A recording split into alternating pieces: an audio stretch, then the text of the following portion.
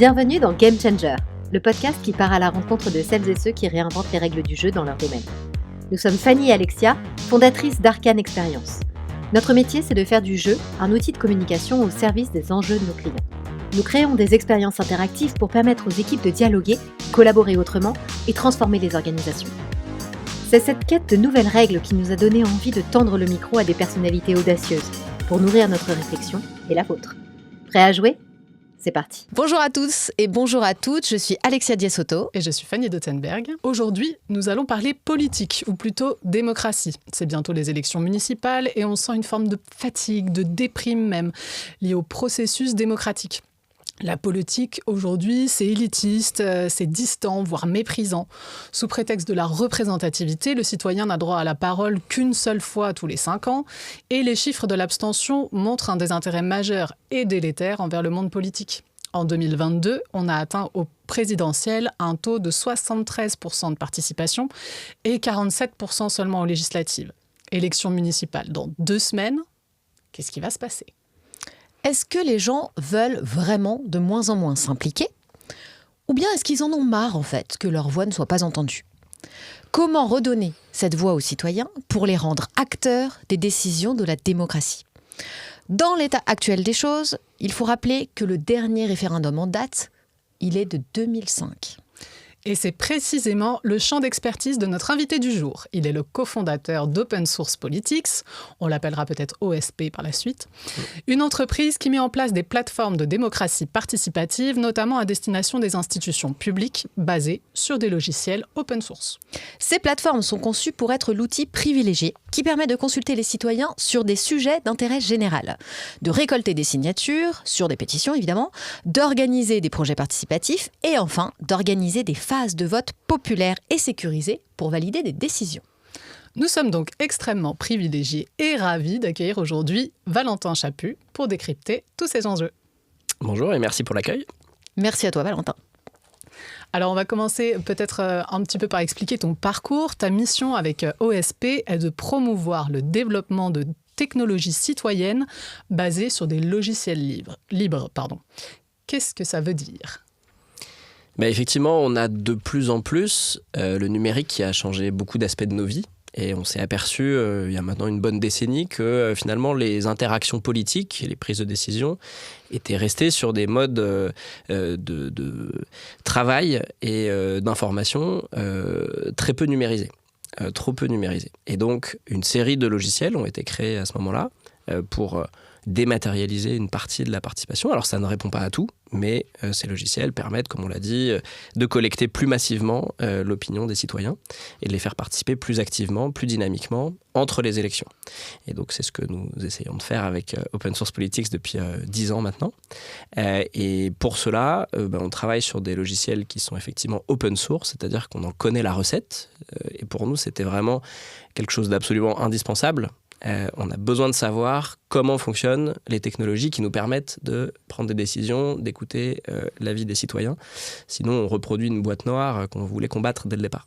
Ça ressemble un peu... les Américains, ils votent beaucoup par voie électronique. Est-ce que c'est un système qui est différent de celui des Américains ou ça se ressemble ? Alors, c'est assez différent. Nous, on ne fait pas spécialement du vote électronique. En France, il y en a très peu. Je crois que c'est que pour les Français de l'étranger sur certaines élections. Donc, en France, on a toujours... l'acte électoral se fait dans l'urne, en mairie ou dans un bâtiment public. Mais nous, on s'inscrit plutôt entre les élections. C'est-à-dire que pour toutes les autres démarches de participation citoyenne, que ce soit un budget participatif pour aménager sa ville, que ce soit des pétitions pour interpeller des députés, des sénateurs, les auditeurs de la Cour des comptes ou d'autres sujets de ce type, on a des technologies adaptées, mais qui sont donc un petit peu différentes du vote électronique. On est vraiment plus sur de la participation spontanée, avec des idées, des réponses à des questionnaires, de la participation à des événements. C'est pas complètement le même objectif que vraiment le vote électronique. Donc c'est vraiment en amont du vote officiel, quoi. En amont et en aval. C'est même décorrélé. C'est décorrélé, c'est-à-dire que c'est une étape dans la prise de décision publique. Et donc, à nouveau, ça peut être à l'initiative des pouvoirs publics qui consultent la population, ou ça peut être de l'interpellation par les citoyens directement. Mais à chaque fois, le but, c'est de s'inscrire dans le processus de création de la décision publique ou dans son évaluation. Et c'est pas tellement l'acte lui-même de prendre la décision. La décision, elle reste quand même celle des différentes assemblées que l'on a au niveau local, au niveau national. Et qu'est-ce qui t'a amené, parce que j'ai ouï dire que tu travaillais déjà pour des institutions avant de créer OSP.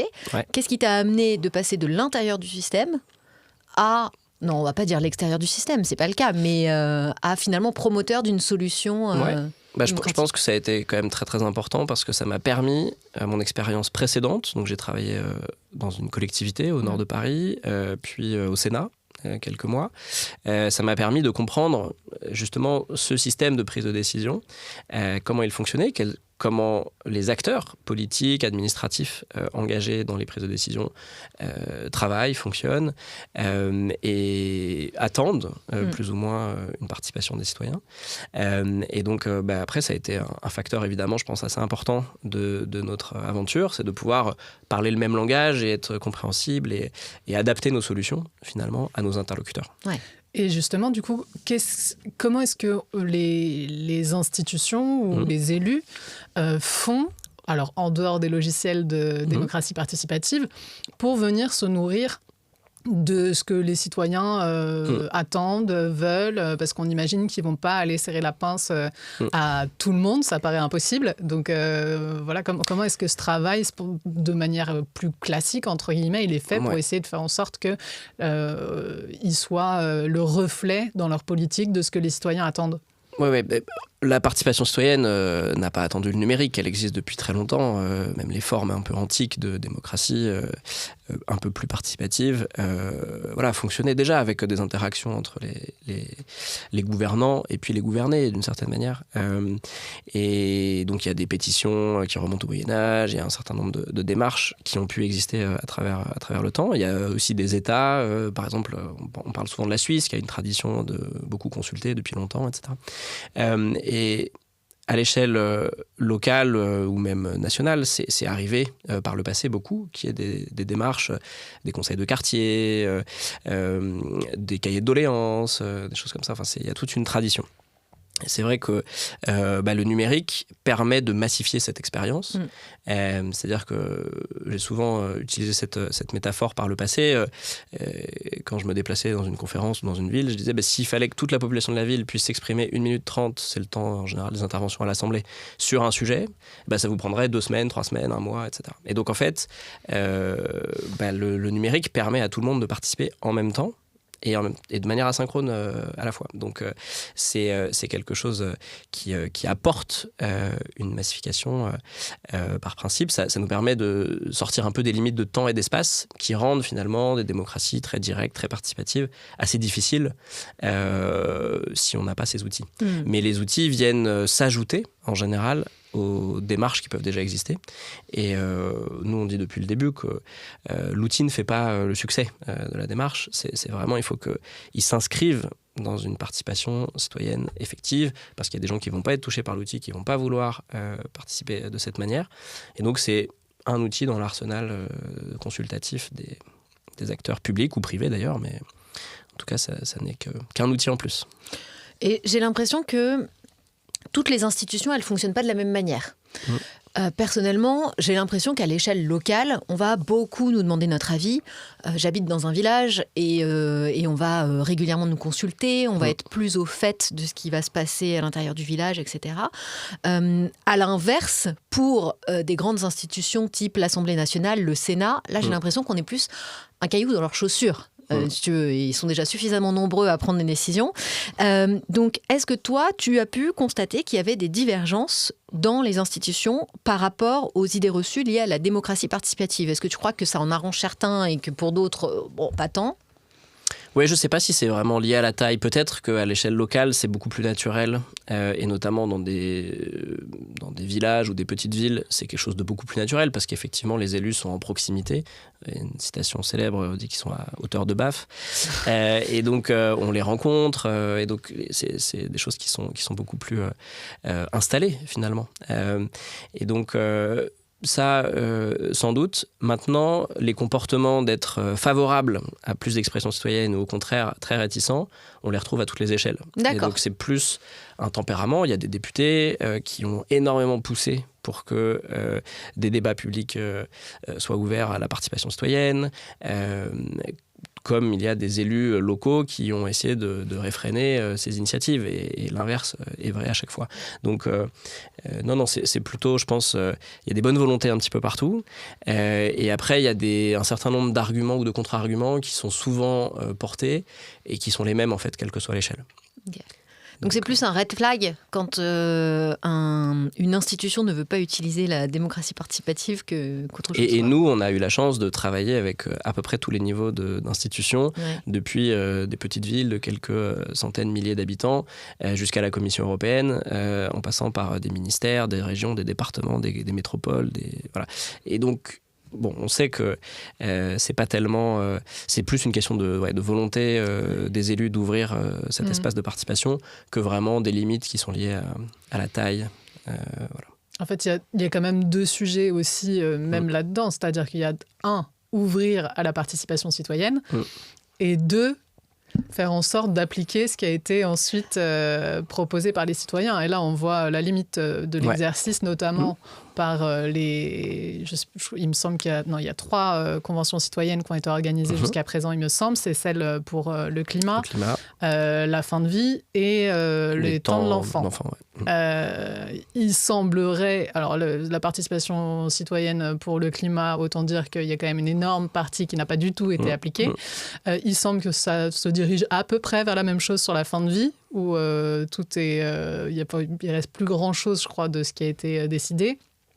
Et on se dirige, il semblerait aussi, sur les temps de l'enfant, vers finalement un dossier qui sera sans doute pris en charge plutôt par la prochaine présidence que par autre chose. Donc, voilà, toi, quel est ton ressenti par rapport à l'exercice de façade, en tout cas, qu'il peut y avoir, et ensuite, du coup, le résultat qui serait possiblement mis en œuvre grâce à cette prise en main démocratique. Donc ça, il y a un concept qui est très présent dans la participation citoyenne depuis une 50aine d'années, c'est la notion d'échelle de la participation, qui a été théorisée par une chercheuse aux États-Unis, mais qui s'adapte finalement assez bien à notre cas, et elle définit 8 niveaux dans cette échelle.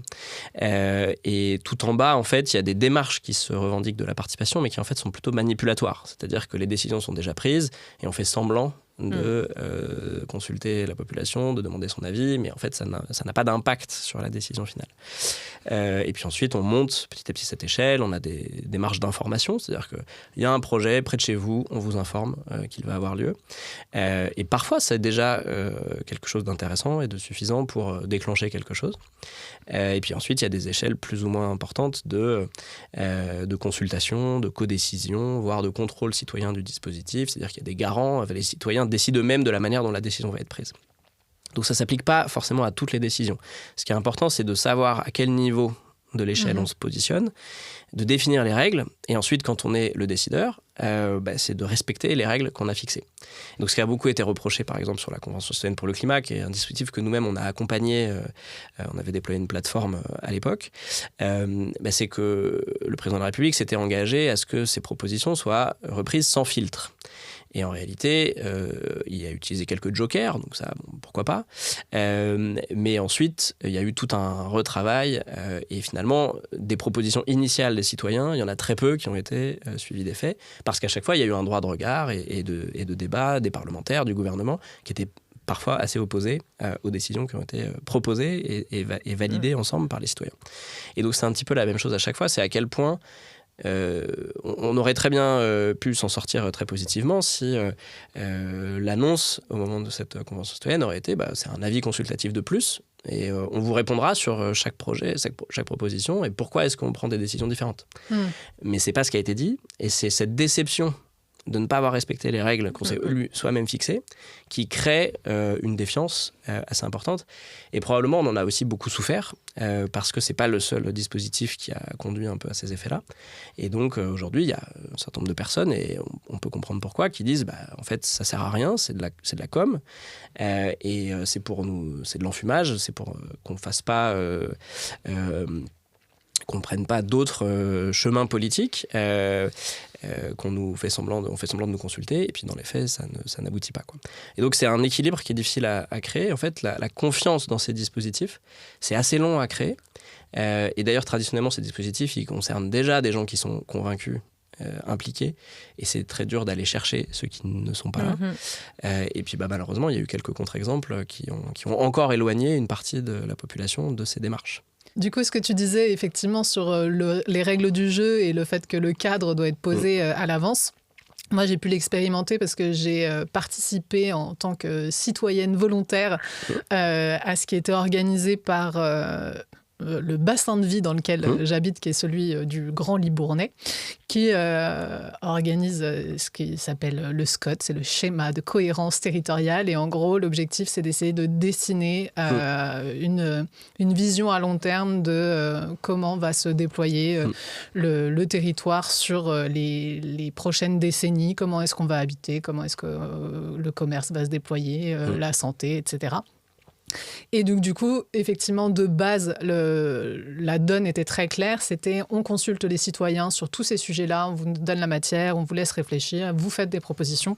Mais ensuite de ça, c'est les élus qui ont la main sur ce qui sera réellement mis et écrit dans le SCOT pour les années à venir. Donc, effectivement, à partir de là, il n'y a pas d'anguille sous roche et on se sent moins floué par rapport à ça. Maintenant, j'attends de voir le résultat parce que pour l'instant, c'est encore en discussion. Mais Est-ce que ça freine la participation quand même ou pas ?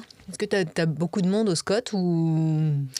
Alors, pas mal de monde au début et puis un étiolage quand même. Parce qu'en fait, ça nécessite de quand même beaucoup se mobiliser en termes de temps, de nombreuses fois. À se déplacer aussi avec en l'occurrence mon propre véhicule parce que je suis à la campagne et que du coup il n'y a pas beaucoup de transports en commun et en fait du coup ça repose vraiment sur la volonté et le temps et l'arbitrage propre des individus. Donc après on avait quand même un noyau dur qui est resté un peu jusqu'au bout, mais comme tu avais l'air de le dire sur les participations citoyennes de manière générale, c'est que des gens engagés, en fait, déjà, en tout cas qui ont envie de peser sur l'aspect démocratique. Et je pense que du coup, on était peut-être pas complètement représentatif de la population. Voilà, je pense que clairement, ça fait un tri, ne serait-ce que sur l'intérêt que les citoyens peuvent porter à ces sujets-là, quoi.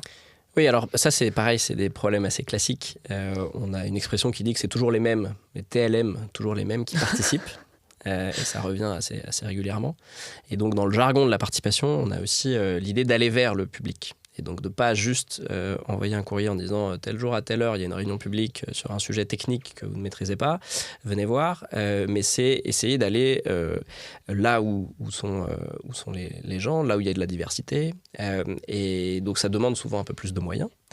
Mais c'est ce qui crée de la participation plus intéressante, plus durable, plus diverse. Et c'est aussi d'ailleurs pour ça qu'il y a un essor ces dernières années des conventions citoyennes sous toutes leurs formes, parce que là on a cité celles qui sont nationales, mais il y en a aussi beaucoup au niveau local, avec du tirage au sort. Et donc, un peu comme des jurés. Un peu comme des jurés citoyens, avec cette logique d'aller chercher une participation plus représentative, plus diverse. Et toujours des limites, hein. Nous, on avait beaucoup étudié ça. Malgré tout, ça reste des gens qui sont volontaires parmi les tirés au sort qui viennent. C'est-à-dire qu'il y a aussi beaucoup de gens qui déclinent, soit parce qu'ils n'ont pas le temps, ils ne voient pas l'intérêt, etc. Donc, de toute façon, il y a cette difficulté, c'est qu'il y a une partie de la population qui est très, très éloignée. Peut-être parce qu'il n'y a pas les conditions matérielles pour participer. C'est-à-dire, c'est pas pratique de se déplacer à 10 km le soir quand on a des enfants, un travail, en horaire décalé, pas de moyens de transport, etc. Et donc, il faut arriver à s'adapter à ça. Et donc, il y a beaucoup de dispositifs qui ont été imaginés aussi à partir de lieux, à partir d'enquêtes sur le terrain, à partir de... Voilà, il y a plein de choses qui peuvent se faire. Malheureusement, en général, il faut beaucoup de moyens pour toucher le plus grand nombre. Moi, j'aimerais bien qu'on revienne sur cette notion de frustration et de sentiment d'être floué. On parle de cette génération, la Gen Z. Donc la génération, ils ont quel âge, les Gen Z? Ils ont 18-28 ans, un truc comme ça. On les dit désengagés, dépolitisés, très sur leur téléphone, etc. etc. Toi, tu as été enseignant dans des grandes écoles, donc tu as côtoyé cette Gen Z. Est-ce que tu notes vraiment une dépolitisation de la Gen Z ou pas du tout? Non, je pense pas que... Je pense pas, et d'ailleurs on a des exemples à travers le monde récemment de mobilisation très forte de la jeunesse. Je pense juste que à chaque génération il y a des nouvelles formes d'engagement. Et c'est vrai que nous, génération précédente, on a été sur les printemps arabes, les mouvements des places, la génération où Twitter et Facebook paraissaient être les outils de l'organisation politique et de l'émancipation politique, avant que ça se retourne un petit peu. Et donc aujourd'hui, c'est des salons Discord qui discutent, c'est beaucoup de, peut-être un peu d'ironie, de satire, qui permet de rassembler des gens. Et voilà, simplement... peut-être qu'effectivement les outils dont on dispose, y compris les plateformes de participation classiques, peinent un peu à toucher peut-être ce public. Mais là aussi, il faut aller sur leur terrain, il faut leur proposer d'autres formes d'engagement. Et donc, ça existe, qu'il y ait des conseils des jeunes, qu'il y ait des...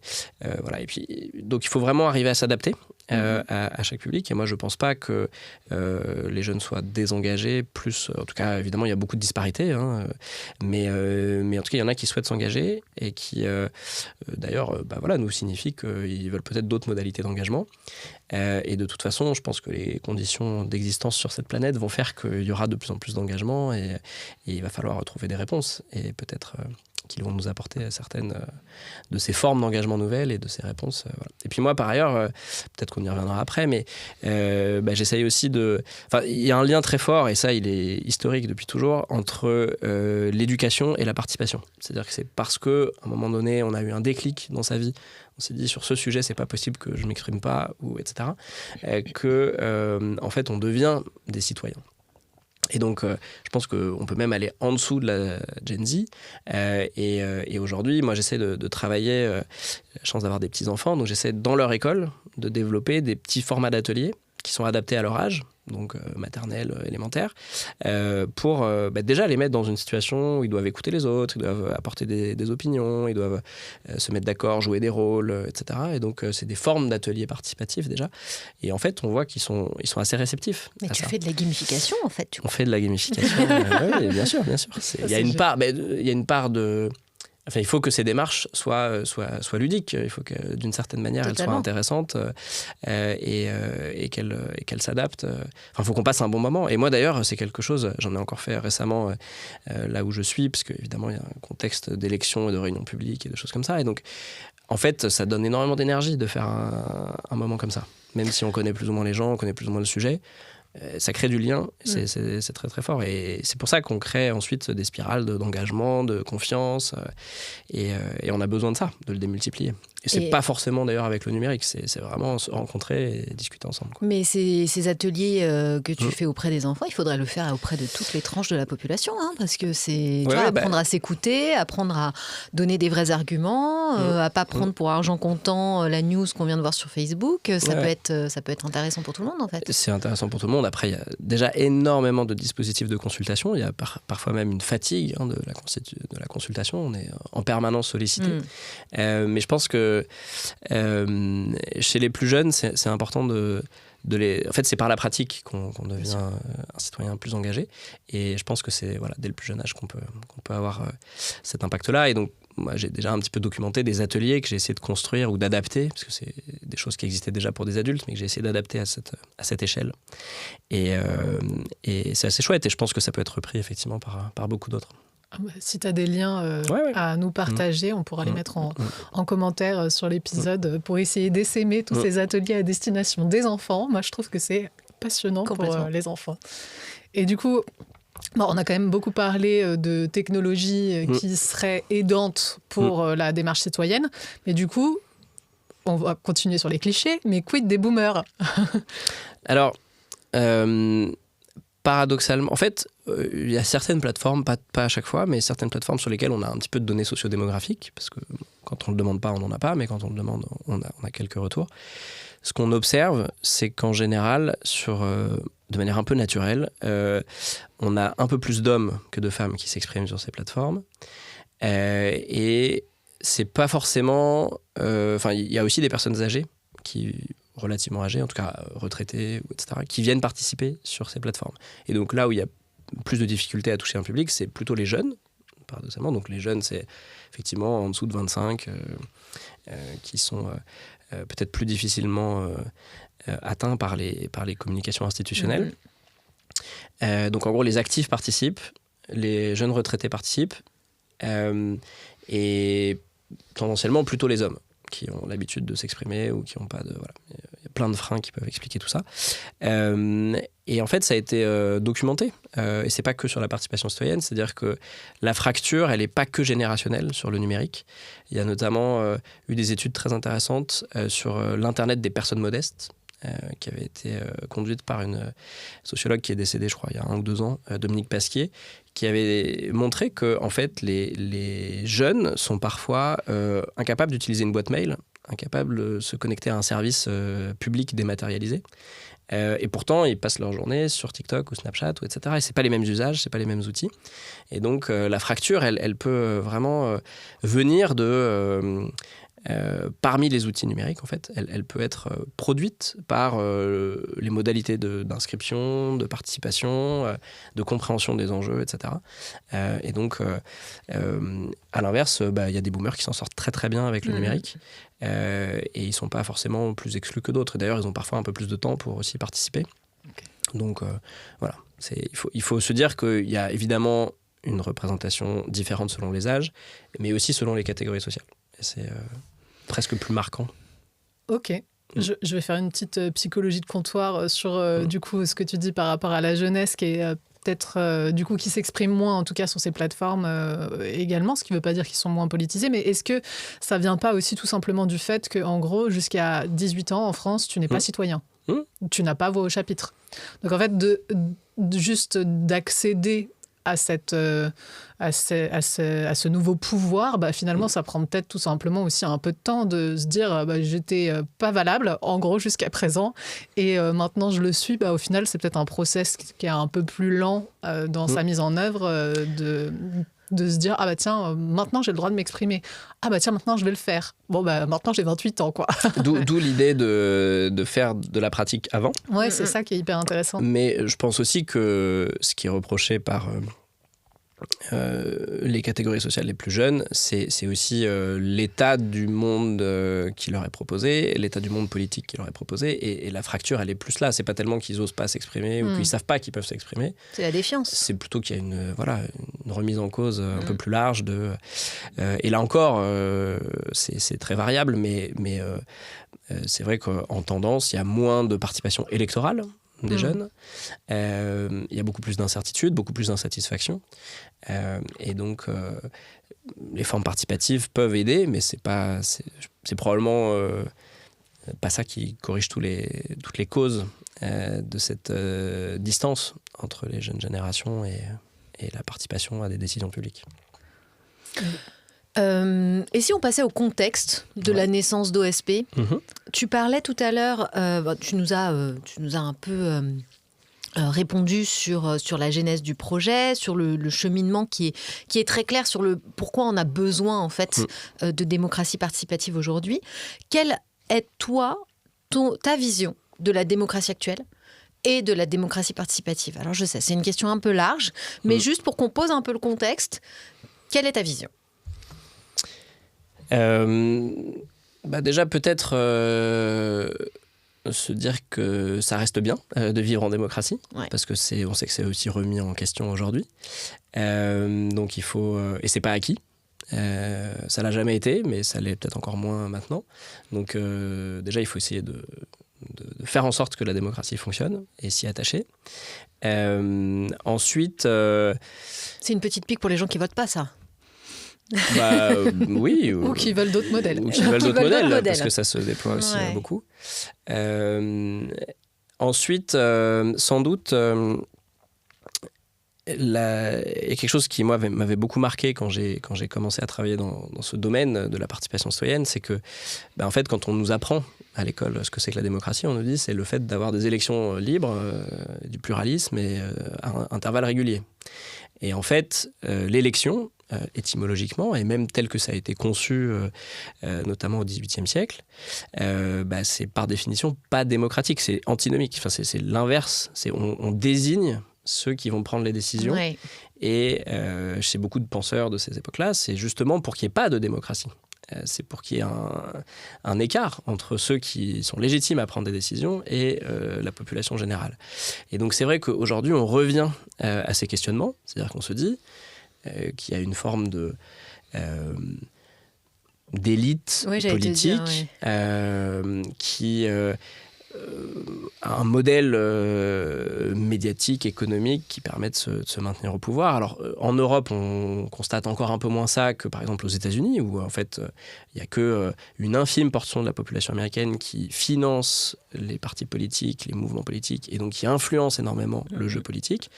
Bon, on voit sous d'autres formes aujourd'hui les choses manifestées en Europe avec évidemment un poids médiatique de certaines personnes, certains groupes qui progressent. Et donc, à nouveau, c'est une manière de confisquer une partie de la décision. Et il y a sans doute beaucoup de gens qui en fait, sont très satisfaits du fait qu'une partie de la population ne s'intéresse plus à la vie publique. Et donc, sans doute, ce qu'on essaie de faire avec des démarches plus participatives, c'est de recréer ces raisons de s'engager, c'est de diversifier les prises de parole, et c'est que chaque personne comprenne que dans une démocratie, il peut être à la fois gouverné et gouvernant successivement, que c'est normal que tout le monde ait sa voix au chapitre, qu'il y a une expertise d'usage depuis les sujets très très locaux et concrets jusqu'à tout ce qui peut nous arriver à l'échelle planétaire, que c'est normal qu'en fait on s'exprime, qu'on donne notre avis. Alors on ne va pas le faire partout, tout le temps sur chaque sujet, mais il faut qu'on puisse le faire, ou il faut que d'autres puissent le faire et qu'on puisse les soutenir. Et donc, oui, je pense que ça reste un modèle qui produit des décisions plus légitimes, plus durables, sans doute plus conscientes et des limites planétaires qui sont aussi les nôtres aujourd'hui. Et ça aussi, ça a été un petit peu étudié. C'est la polarisation, elle vient beaucoup par le haut, en fait. On nous dit que le monde est polarisé, mais quand on met des gens autour d'une table, ils peuvent être pas du tout d'accord au démarrage. À la fin, ils sont peut-être toujours pas d'accord, mais au moins, ils ont entendu l'autre avis. Et donc, c'est pour ça, je crois beaucoup au lien qui est créé par l'expérience démocratique et qu'il faut démultiplier, quoi. Par le numérique, mais pas seulement.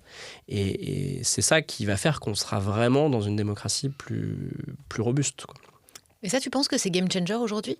Est-ce que tu penses que ça peut vraiment changer la donne ? Oui, il y a beaucoup d'initiatives qui sont cartographiées, et c'est un mouvement qui est mondial, y compris dans des pays qu'on n'estime pas démocratiques. Il y a des pratiques.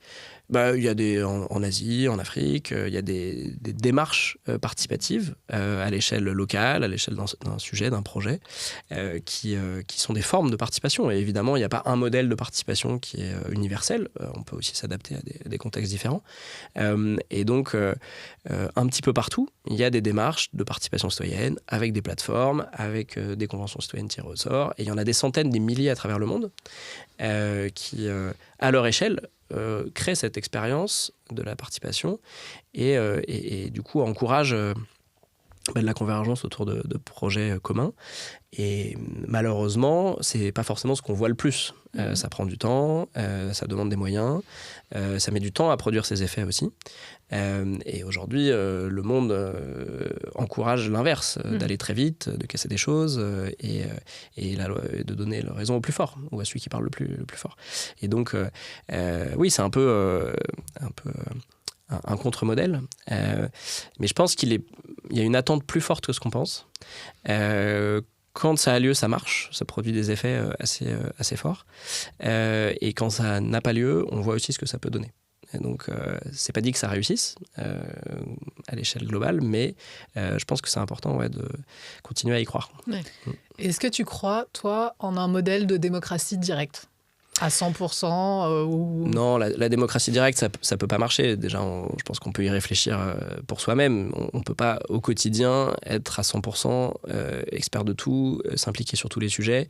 Moi, ce qui me paraît beaucoup plus important, il n'y a jamais eu vraiment de démocratie directe, y compris le modèle qu'on a parfois appris comme étant de la démocratie directe, c'est-à-dire l'Assemblée athénienne.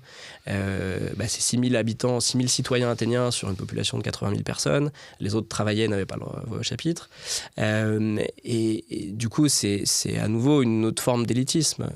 Et il n'y a pas vraiment de forme durable, vivable, parce que aussi il y a des sujets sur lesquels on n'a pas forcément envie de se positionner. Donc on pourrait inventer d'autres formes de délégation, de vote, ce qu'on appelle la démocratie liquide, c'est-à-dire que sur certains sujets, on pourrait dire Fanny est plus experte que moi, je lui fais confiance pour prendre la meilleure décision, et puis si un jour je suis pas content, je donne la voix à quelqu'un d'autre. Mais ça, c'est encore des modèles assez théoriques. Donc la démocratie directe, où tout le monde participe surtout en permanence, je pense pas que ça fonctionne. Par contre, on peut s'en approcher et se dire que il n'y a pas de sujet trop compliqué pour qu'il soit adressé par la participation citoyenne. Et donc, simplement, il faut offrir la possibilité de l'intégrer dès qu'on peut, et permettre à ceux qui soit le souhaitent volontairement selon les démarches, soit sont tirés au sort parce que représentatifs, de s'impliquer sur un sujet, de prendre le temps de se sentir légitime aussi à en parler et à prendre des décisions. Et il faut que ça puisse exister sur un peu tous les sujets, mais ça ne veut pas dire que tout le monde doit le faire en permanence. Okay. Je pense qu'il faut un équilibre. Open Source Politics, c'est une solution de démocratie participative basée sur un logiciel libre. Pourquoi avoir fait le choix du logiciel libre, du numérique d'abord? Pourquoi avoir fait le choix du numérique? Et ensuite, pourquoi avoir fait le choix du logiciel libre? Parce qu'on a parlé du SCOT, par exemple, auquel participe Fanny, où c'est une assemblée et ils discutent. Toi, tu casses les codes et tu nous fais un logiciel open source pour la démocratie participative. Alors donc, Open Source Politics ou OSP, du coup, ça n'est pas une solution, c'est en fait une entreprise qu'on a créée qui fournit des services autour de logiciels open source. Et donc, on n'est pas les créateurs de ces logiciels. Nous, notre rôle, ça a été d'identifier des logiciels pertinents et de les adapter et de les déployer en fait en réponse à des contextes locaux, nationaux, internationaux, pour des institutions publiques, parfois pour d'autres types d'acteurs, mais majoritairement c'était des institutions publiques. Et donc notre particularité, c'est d'avoir en fait cherché à développer des compétences, donc elles sont techniques, installer un logiciel, l'héberger, le maintenir, le faire évoluer, l'adapter aussi à des contextes différents, ou alors du conseil, former des agents publics qui vont ensuite animer des réunions, être capable de mobiliser autour d'une démarche et donc d'accompagner des institutions qui ont du mal à toucher le public, être capable d'analyser des centaines, des milliers, parfois plus de réponses à des questionnaires, à des appels à idées. Et donc, tout ce panel de compétences, c'est ce qu'on a déployé avec Open Source Politics, avec différents logiciels qu'on a utilisés au cours de notre expérience. À mesure qu'ils sont apparus, ils nous ont permis de résoudre des nouveaux problèmes. Et comme je le disais, l'enjeu essentiel pour nous, ça a toujours été de se dire qu'on ne peut pas avoir une confiscation par une entreprise et son modèle économique de l'outil qui nous permet de prendre des décisions. Je pense que depuis, il y a eu beaucoup de choses qui s'est créé avant Cambridge Analytica, avant le rachat de Twitter par Elon Musk, etc. Et donc, ce modèle, il est de plus en plus justifié d'avoir une transparence, une capacité d'étudier le fonctionnement des logiciels et éventuellement de pouvoir s'impliquer dans l'évolution, dans l'amélioration et dans la réplication de ces logiciels. Donc c'est ça qu'on a essayé de faire avec Open Source Politics et donc avec différentes technologies qu'on a utilisées à travers le temps. Mais on a essayé de se dire que dans le monde idéal, il faut que l'évolution des logiciels soit elle-même démocratique. Et donc il y a des communautés d'utilisateurs qui aient leur voix au chapitre quand il s'agit de développer des nouvelles fonctionnalités, de comprendre comment un logiciel fonctionne, etc. Et donc c'est ce modèle qu'on a promu, contribué à réaliser avec plusieurs technologies. Et oui, ça c'était très important. Ça a été au démarrage un peu un argument différenciant. par rapport à d'autres entreprises qui se sont créées à peu près en même temps que nous, il y a une dizaine d'années, et qui ont eu un modèle beaucoup plus classique, finalement, de créer un logiciel, de mettre une licence dessus et de ne pas permettre au public de le consulter, de comprendre comment il fonctionne. Et là-dessus, ça a été pour nous un de nos succès importants. Alors évidemment, on n'est pas les seuls à avoir contribué à ça, mais on a vu une évolution sur ce marché où nos principaux concurrents ont fini par ouvrir le code de leur plateforme, avec parfois des modèles un peu différents, mais à minima, on peut venir auditer ce qui se passe sur les plateformes. Et ça, c'est parce qu'on a fait du plaidoyer, parce qu'on a gagné des marchés publics et encouragé des acteurs publics à mettre ça dans des clauses de marché public. Et ça a été un vrai succès pour ouvrir les technologies, quelles qu'elles soient, de participation citoyenne. Et en fait, je me rends compte qu'on a peut-être été un peu rapide sur ce côté-là, parce que pour les auditeurs et auditrices qui ne savent pas ce qu'est un logiciel open source, ça peut sembler un peu nébuleux. Donc on va peut-être faire un... un logiciel, en fait, c'est une série de fichiers informatiques qui décrivent des comportements. Donc, si je clique sur le bouton « Se connecter », j'ai un formulaire, je le remplis, et ça me ramène à mon compte, etc., etc. Et donc, il y a une recette de cuisine qui est un grand dossier avec plein de fichiers informatiques qui définissent le style, le comportement des fonctionnalités, etc. Cette recette de cuisine, évidemment, les logiciels sont développés par plein de personnes, donc il y a beaucoup de mécanismes qui permettent la collaboration autour de ces logiciels. Dans une entreprise classique, si vous allez voir, je sais pas, chez Microsoft, vous n'avez pas accès à ces fichiers qui font fonctionner Excel. Et avec un logiciel open source, vous avez la recette et ça veut dire que vous pouvez le récupérer, l'installer sur votre serveur et voir que ça marche de la même manière que ce qu'on vous dit. Et donc, c'est le fait de rendre public cette recette qui est le premier levier de l'open source. Et donc après, il y a des licences différentes qui définissent des règles et des droits par rapport à ces logiciels. Donc il y a des logiciels qu'on a juste le droit de voir, de consulter, d'autres qu'on a le droit de modifier, voire d'autres qu'on a le droit de réutiliser, y compris commercialement. Donc, c'est le cas, par exemple, pour Open Source Politics, on a pu réutiliser d'autres logiciels. Et puis il y a des logiciels dont l'évolution est le fruit d'une gouvernance partagée. Et donc c'est là qu'on rentre dans le logiciel libre. Donc c'est un modèle presque de société différent où on dit quand on peut, là où on peut, en fait des utilisateurs peuvent aussi avoir leur mot à dire, des développeurs peuvent contribuer à faire évoluer un logiciel et il n'y a pas besoin d'être dans l'entité qui l'édite, qui le crée pour avoir une influence là-dessus. Et donc, voilà. Et c'est cette idée de ce qu'on a trouvé comme image avec le temps de plus parlant, c'est en gros la recette de cuisine. Et donc, il faut qu'on puisse refaire la tarte chez soi et c'est comme ça qu'on sait qu'elle n'est pas empoisonnée, quoi.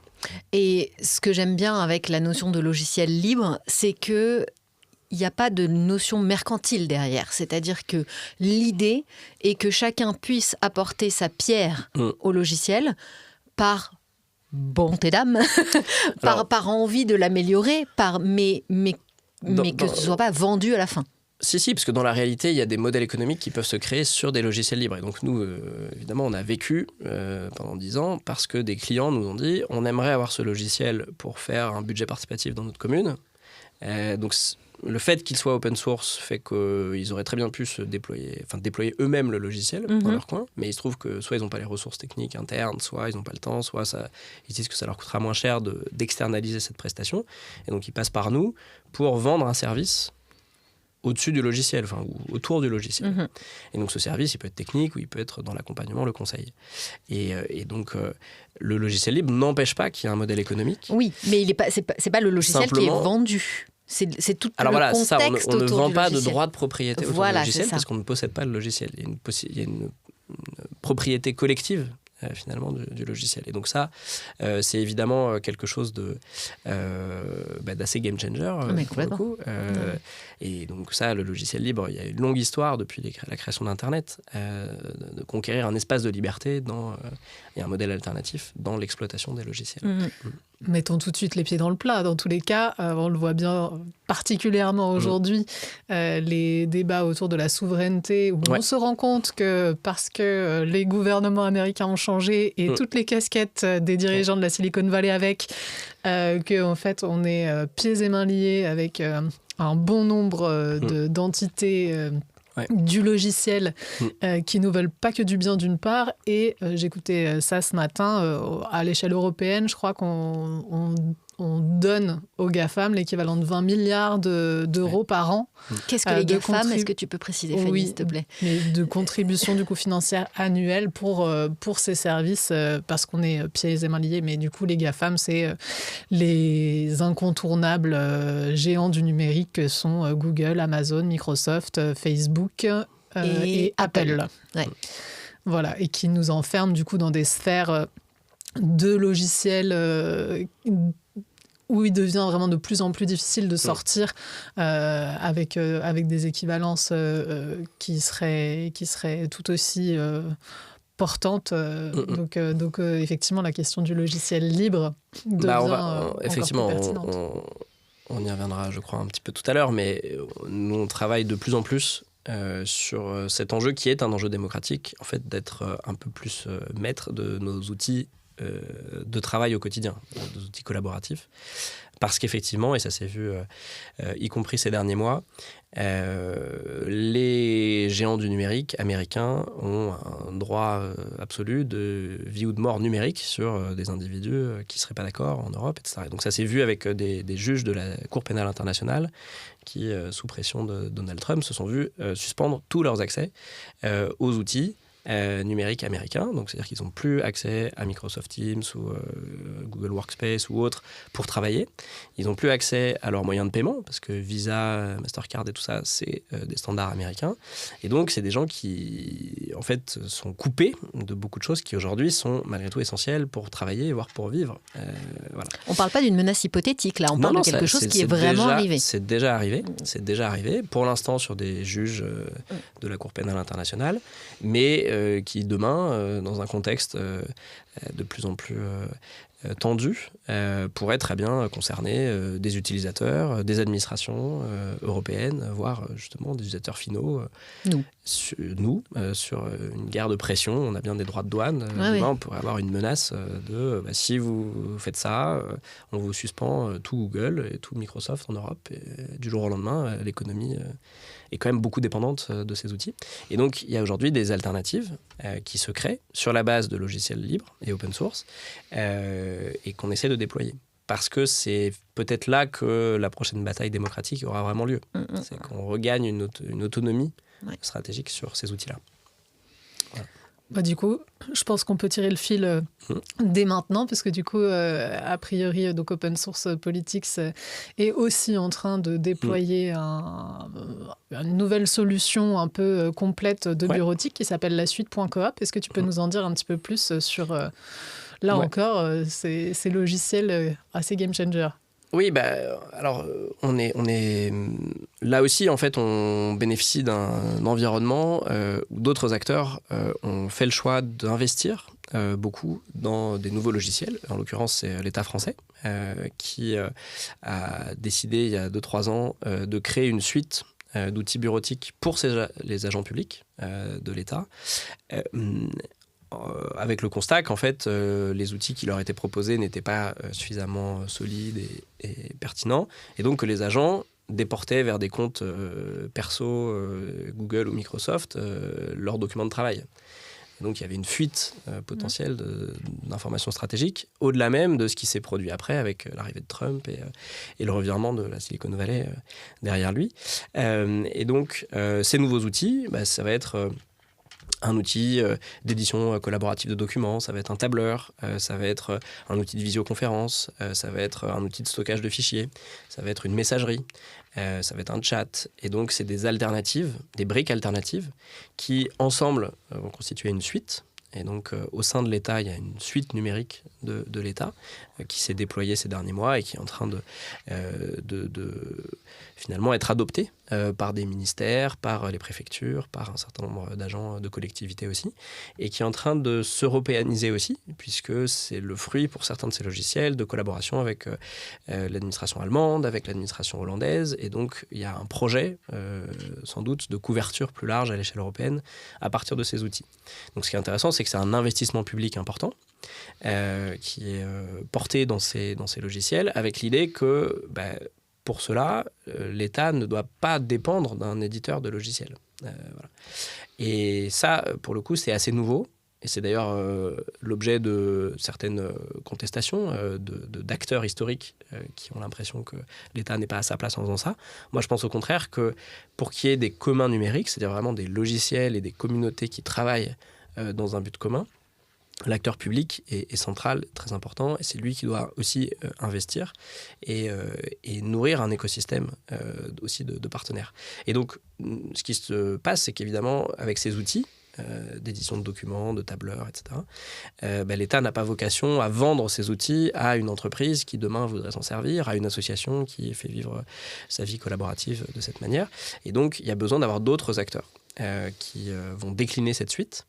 Et l'avantage de ces modèles, c'est qu'il n'y aura pas un seul acteur. Il peut y avoir des dizaines d'acteurs qui vont se spécialiser dans certains domaines et qui vont pouvoir ensuite devenir des experts d'un outil et l'améliorer en permanence, mais avec cette idée que toute amélioration doit revenir au commun. Et donc on doit tous bénéficier des améliorations, puisqu'on bénéficie tous finalement de la ressource initiale.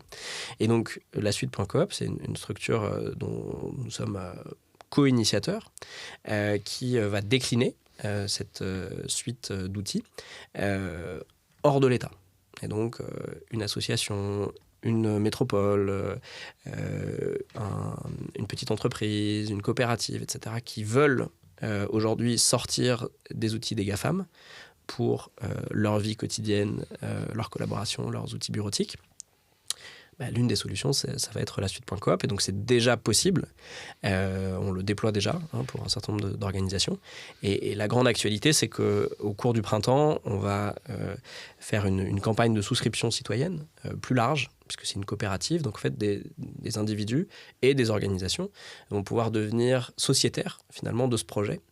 Et donc au 1er juillet, en fait, il y a une entreprise partenaire qui s'appelle Indie Hosters qui va se transformer en suite.coop. Et donc nous, on va investir aussi dedans pour fournir ces services au plus grand nombre. Et en fait, chacun va pouvoir investir aussi, s'il le souhaite, et participer donc à la gouvernance et se dire, demain, j'aimerais bien qu'il y ait un outil qui puisse faire ça.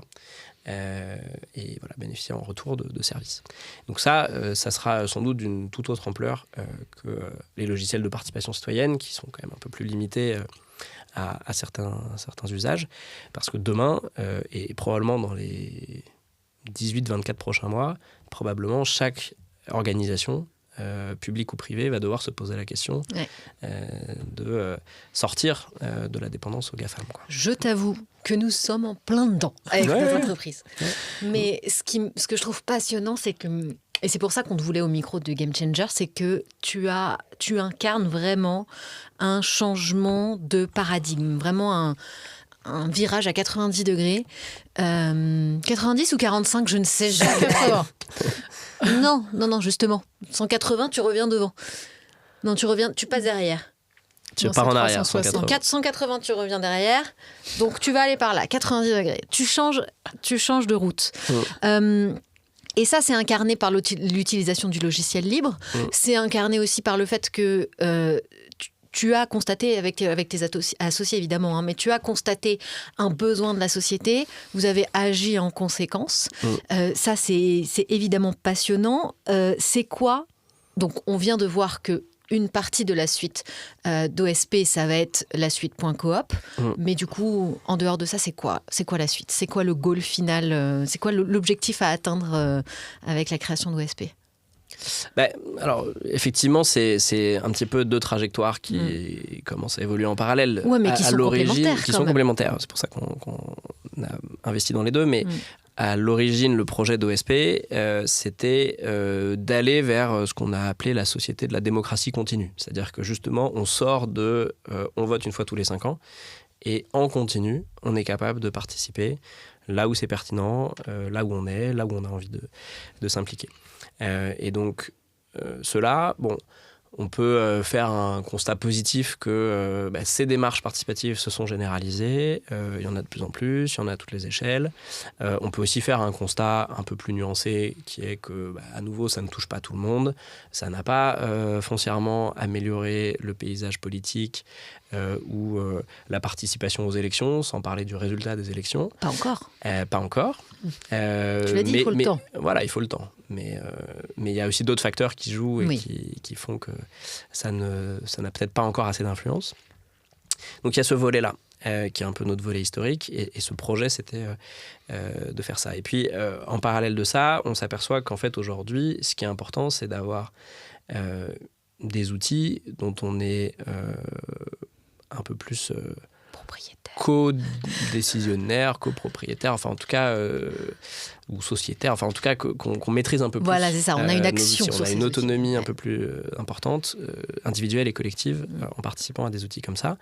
Et en fait, ce modèle, et donc ça c'est quelque chose qui nous est arrivé aussi ces dernières années, c'est que l'expérience qu'on a acquise avec les logiciels de participation citoyenne, on a pu la déployer pour d'autres projets d'acteurs publics qui font des plateformes de partage de données, d'open data, qui font justement des outils coopératifs, collaboratifs, de visioconférence ou de choses comme ça. Et donc, évidemment, parfois on s'éloigne un petit peu de faire participer les citoyens au quotidien dans les décisions publiques, mais on a le même modèle finalement qui peut se décliner.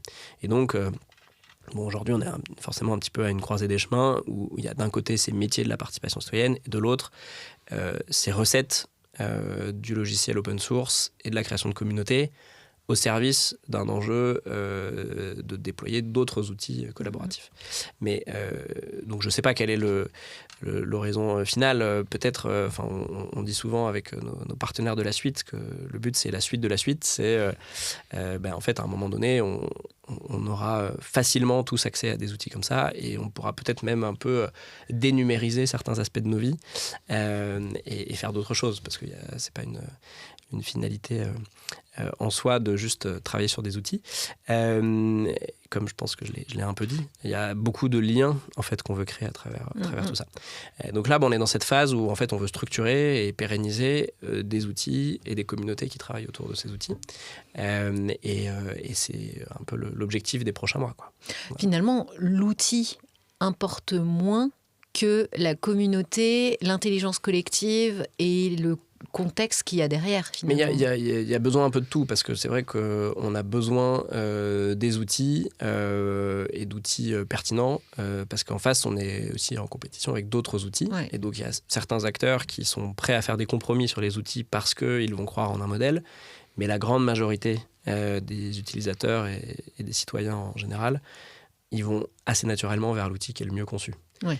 Et ça, c'est vrai qu'il faut reconnaître que les outils des GAFAM, on est complètement rentré dedans. Parfois, ils ne sont pas très bien conçus, mais on est tellement habitué à les utiliser qu'en fait, c'est assez difficile d'en sortir. Ouais. C'est forcément un compromis.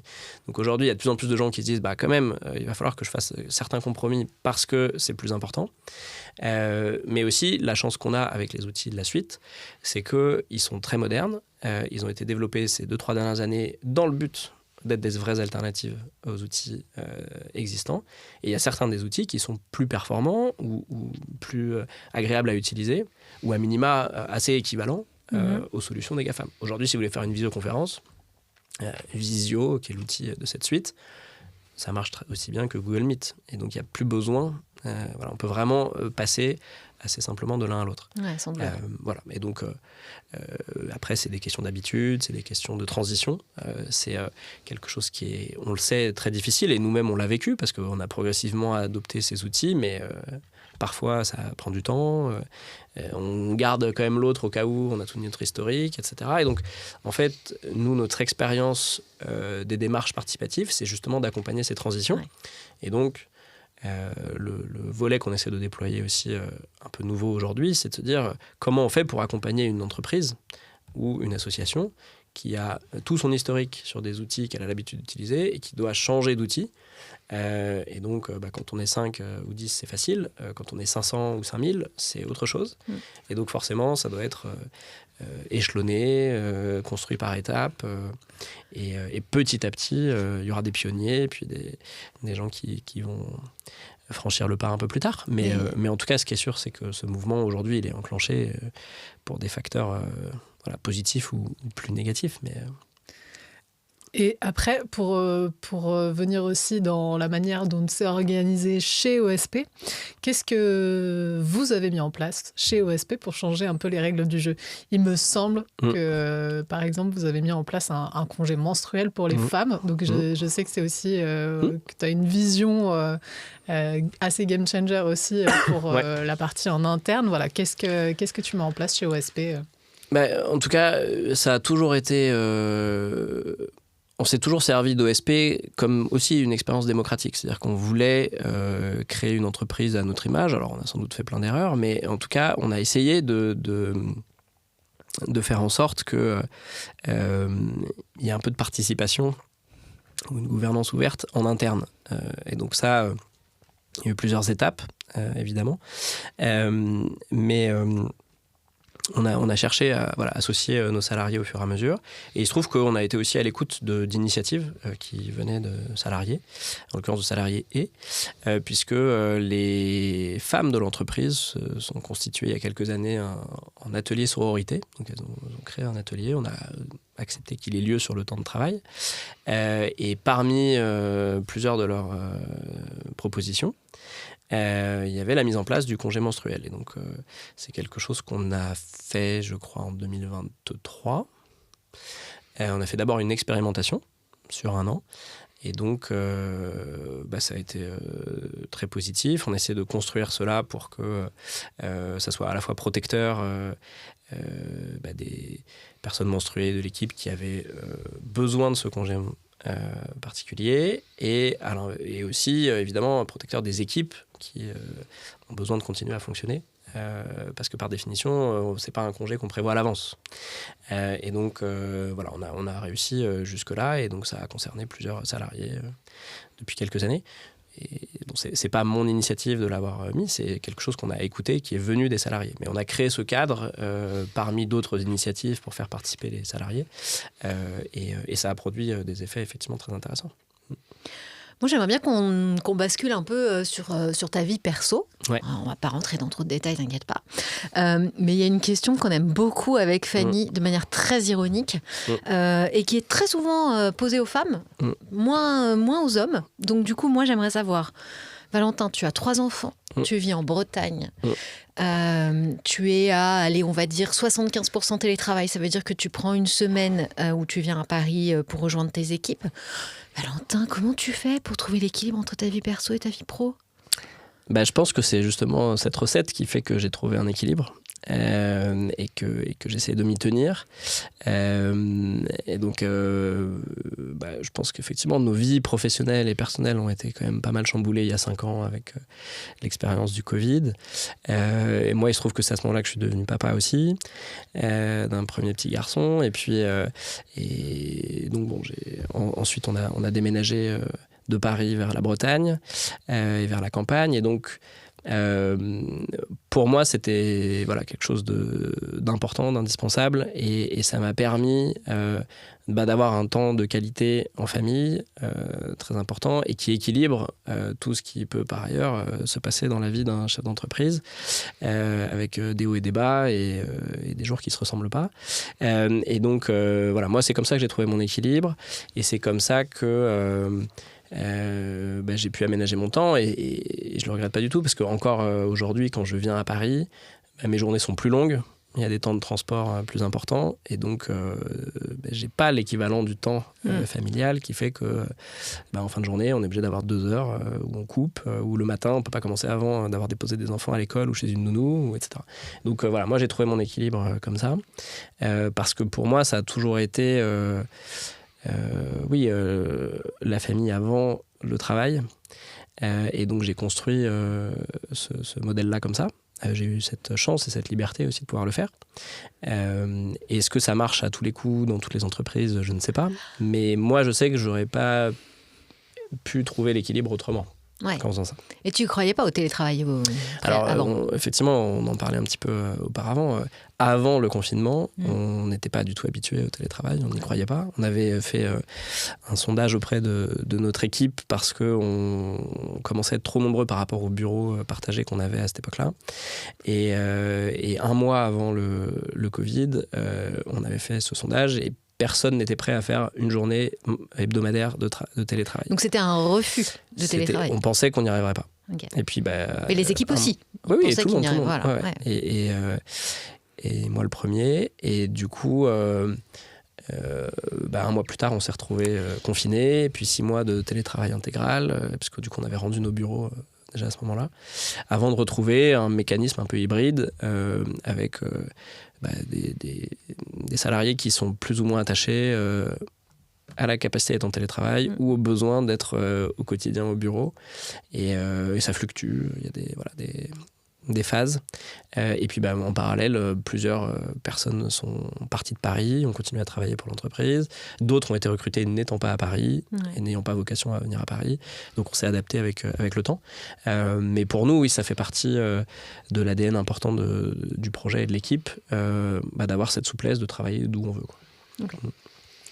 Il y a quelques mois, tu as aussi lancé une newsletter qui s'appelle Anticipation sur Substack, qui est une invitation mensuelle à prendre du recul, à penser l'avenir sans subir, explorer les merveilles de l'imaginaire et du coup donner vie à de nouveaux récits.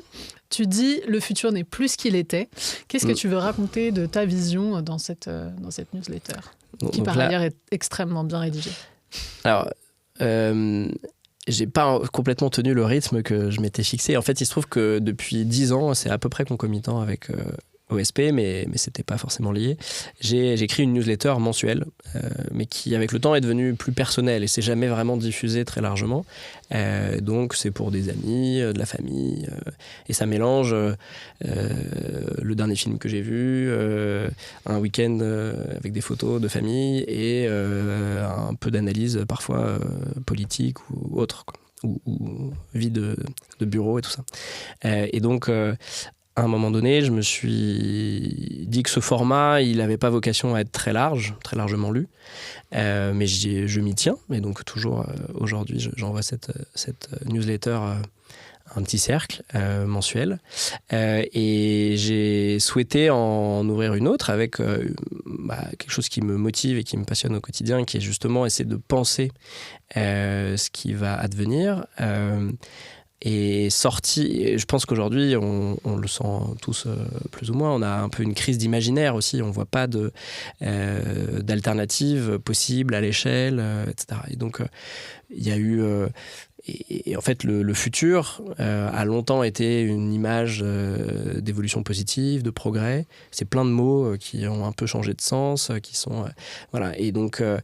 moi, je me nourris beaucoup d'imaginaire, de ces grands récits, quelle que soit leur forme, littéraire, cinématographique, etc., ludique aussi.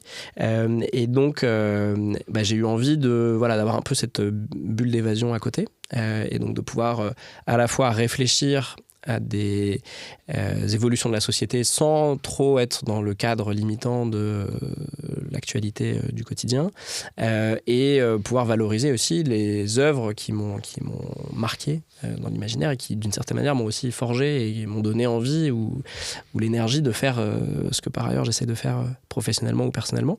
Et donc le but, c'est d'avoir une newsletter mensuelle qui soit une forme d'invitation à l'écriture aussi, pour moi quelque chose que j'aime bien faire quand je peux, quand j'ai le temps, et donc de partage autour de ça. Et donc c'est le projet. Après, je l'ai lancé à l'automne. J'ai pas tenu complètement le rythme pour l'instant parce que par ailleurs il y avait beaucoup d'autres sujets, mais je compte bien continuer. Et donc merci de rejoindre cela et d'essayer d'ouvrir ensemble d'autres visions du futur qui seront plus enthousiasmantes pour tout le monde. Je t'invite vraiment vivement à écouter l'épisode qu'on a fait juste avant toi avec Cécile Wendling, qui est prospectiviste. Et il y a une part de ça. Ouais. Vous avez des choses en commun. Oui, il y a une part de prospective, évidemment, dans tout cet exercice. Ouais, totalement. On va parler maintenant, dernière partie de cet épisode, des clés pour changer les règles du jeu. Donc tes conseils, toi, Valentin, pour être un game changer, pour essayer d'aller de l'avant et de faire évoluer les choses. Toi, on l'a vu, non, on l'a pas vu puisque tu nous l'as dit à nous, mais tu interviens dans de nombreuses conférences. Quel est le premier exercice concret que tu proposerais à un citoyen ou une institution, voire à un dirigeant qui veut vraiment s'impliquer et intégrer plus de participation dans son organisation ? Bon, je pense qu'il faut essayer de le faire. Et aujourd'hui, il y a beaucoup d'initiatives qui ont existé, qui sont documentées. Il y a beaucoup de gens qui ont des compétences pour accompagner ces démarches avec du numérique, sans numérique, à l'échelle d'une dizaine de personnes jusqu'à des milliers d'intervenants simultanés, y compris dans plusieurs pays, etc. Et donc... Voilà, aujourd'hui, on sait que c'est faisable, c'est possible. Et ce qui manque, c'est de se lancer. Et donc, il faut essayer de le faire. Il faut essayer de le faire en fixant des règles du jeu et s'y tenir, et en s'y tenant. Et donc, moi, c'est la recette qui vient d'un des premiers clients avec lesquels on a travaillé. On avait fait une réunion et on est arrivé à la conclusion qu'en fait, ce qu'il faut pour que ça marche, c'est donner du pouvoir aux participants, donner du sens et donner du temps. Donc donner du pouvoir, c'est que, comme on l'a dit, ces dispositifs participatifs, quelle que soit leur échelle, que ce soit gérer une entreprise à plusieurs ou gérer une ville ou plus, en fait, il faut que les participants aient un vrai pouvoir. C'est-à-dire, si c'est manipulatoire, si c'est juste de la com, si c'est juste on s'informe, on prend vos avis, mais en fait, on ne va pas décider à partir de ça, bon, ça n'a pas trop d'intérêt. Donc un vrai pouvoir. Il faut donner du sens parce qu'en réalité, on n'est pas forcément, on ne se sent pas légitime ou expert sur tout. Et je pense qu'aujourd'hui, en plus, avec tout ce qui se développe, où la connaissance est de plus en plus accessible, sous des formes diverses et variées, mais où on a besoin de travailler, en fait, sur un sujet et d'être accompagné. Et donc d'avoir du sens, d'avoir de l'information, de pouvoir comparer, de pouvoir auditionner des gens. Et donc c'est comme ça que fonctionnent les assemblées citoyennes, par exemple. Il y a toujours une phase préalable de connaissance entre les participants, qui par définition ne se connaissent pas avant, et puis d'écoute de ce qui remonte, d'experts, d'acteurs engagés. Et c'est ensuite qu'on peut, avec le temps, se forger une opinion, en débattre. Et moi, j'aime bien rappeler que débattre, ça veut dire ne pas se battre. Voilà, et donc, c'est justement, on essaie d'aller au-delà de la confrontation initiale d'opinion. Et donc, il faut se lancer et se renseigner un peu pour le faire bien. Et puis ensuite, le renouveler. Et c'est comme ça qu'on crée une culture de la participation. Je vais me faire un peu, excuse-moi Fanny, un peu l'avocat du diable. Ouais. Mais à l'échelle politique, institutionnelle, je ne vois que des côtés positifs à la participation citoyenne. En tant que chef d'entreprise, si je veux mettre, alors on ne va pas appeler ça de la consultation citoyenne, mais de la consultation salariale peut-être, on peut appeler ça comme ça, dans mon entreprise, j'y vois du positif et j'y vois du négatif. En tant que chef d'entreprise, ça peut être lourd de toujours devoir prendre la décision. Tu vois ?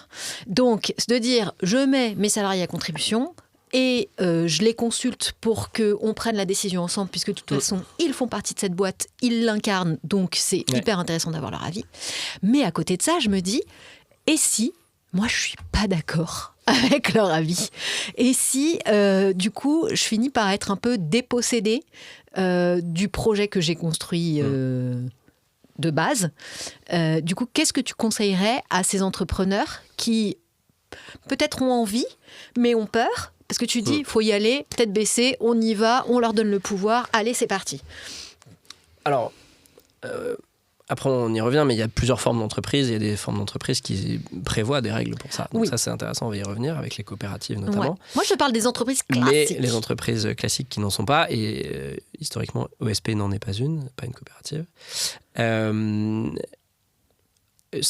faut quand même se poser la question si les salariés ne sont pas d'accord avec la direction sur des sujets stratégiques.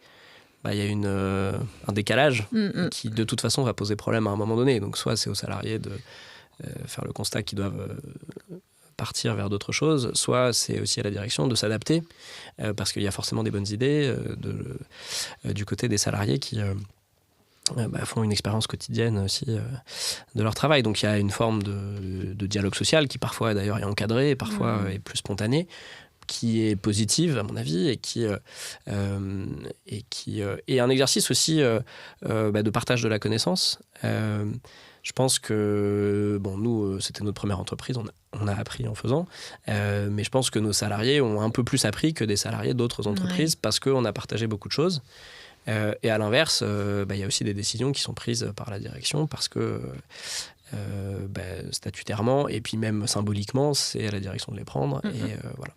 Donc, et on a testé plein de formats, plein de choses. Ça a évolué avec le temps, avec les personnes aussi. Je pense qu'il y a... Enfin, on peut créer... Et c'est pas égalitaire par définition dans une entreprise, mais on peut créer un terrain de discussion et de participation sur beaucoup de sujets. Et ça marche. En tout cas, nous, c'est comme ça qu'on voyait les choses et ça a plutôt bien fonctionné. On a eu parfois, par contre, évidemment, l'expérience parfois un peu frustrante d'avoir des salariés qui soit sont moins intéressés que ce qu'on espérait, soit effectivement pas d'accord. Et donc, ça peut générer quelques désalignements ou conflits. Et puis, à l'inverse, aussi, que face à des décisions difficiles, ça reste nous qui sommes confrontés en tant que chef d'entreprise à prendre les décisions. Mais par exemple, on a été confrontés plusieurs fois à des situations où... alors, si on revient sur notre modèle économique, en fait, la beauté de ces modèles open source, c'est qu'en fait, on n'a pas besoin d'investir. C'est-à-dire qu'on vend des prestations, du conseil, de la technique. Mais donc, en fait, on peut être autofinancé. Et depuis le départ, on est complètement autofinancé, on ne s'est jamais endetté. Mais par contre, il y a des moments où on a moins d'avance si d'un seul coup, le marché se retourne un petit peu, etc. Donc, on a été confronté avec toutes les crises politiques, budgétaires des dernières années, à des chiffres d'affaires en décroissance. Donc là, il y a des décisions difficiles. Est-ce qu'il faut se séparer de certaines personnes? Est-ce qu'il faut remettre en cause les bureaux? Est-ce qu'il faut remettre en cause certaines activités? Est-ce qu'il faut, etc. Et donc ça, ce qui s'est passé, c'est qu'on a présenté de manière très transparente ces chiffres-là à l'équipe et on a essayé de convenir ensemble des meilleures solutions. Mais à la fin, évidemment, c'est l'employeur qui a le stylo et qui décide. Mais on a, par exemple, on parlait beaucoup des enjeux de télétravail. S'est posé la question à un moment donné de se séparer des bureaux complètement. Et moi, j'avais pas d'intérêt particulier à garder des bureaux puisque je vis pas à Paris au quotidien. Donc ça m'allait très bien éventuellement de louer une salle une fois par mois, etc. pour faire une grande réunion. Mais les salariés ont tenu à ce qu'on garde des bureaux. Okay. Et donc on a suivi cette décision. On leur a dit, si c'est vous qui vous servez des bureaux, si vous avez besoin des bureaux, on garde les bureaux. Mais on doit faire tant d'économies à côté. Donc comment on fait ces économies? Voilà. Bon. Donc ça, oui, c'est un exercice qui est un petit peu iconoclaste, sans doute, mais qui produit que du positif parce que déjà, c'est très formateur pour... salariés comme employeurs.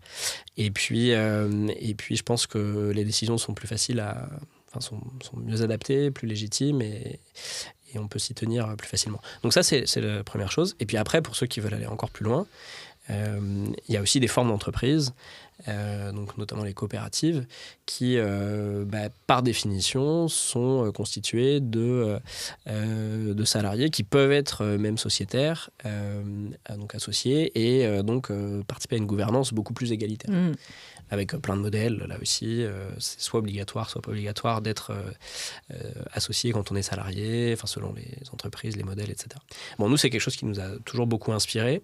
On n'a pas forcément réussi, on a tenté parfois de faire une transition en coopérative, on n'a pas pu pour des raisons économiques, parce que c'est une équation qui n'est pas facile à mener quand on essaie de se transformer. Souvent, on se crée en coopérative, c'est d'ailleurs le projet de la suite.coop, ou alors on transmet une entreprise en coopérative, mais se transformer en coopérative quand on n'en est pas une, c'est assez difficile. Okay.